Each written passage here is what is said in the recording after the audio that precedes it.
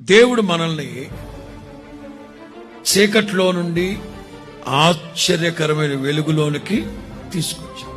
ఎందుకు తీసుకొచ్చారు? కేవలం మీరు దీపస్తంభం మీద పెట్టబడిన దీపాల వలె ఉండాలి, మీరు లోకానికి వెలుగై, అంతేనా?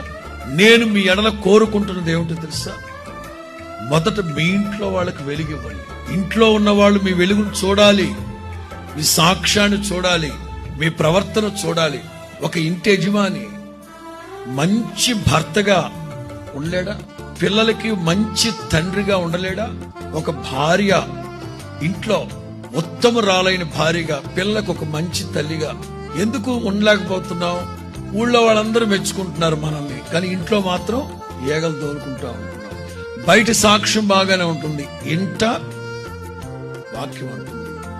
నేను మీకు నిజమైన వెలుగై ఉంటే నేను మీతో చెప్పేది ఏంటంటే, ఒకడు నన్ను వెంబడించిన ఎడల వాడు ఏమాత్రం చీకట్లో ఉండడు. అలాగని ఊళ్ళో వాళ్ళకు మాత్రమే వెలిగించి ఇంట్లో వాళ్ళందరినీ చీకట్లో కూర్చోబెట్టి దరిద్రుడై ఉండకూడదు. ఇంట్లో వాళ్ళందరికీ కూడా వెలిగించే ఒక మంచి సత్ప్రవర్తన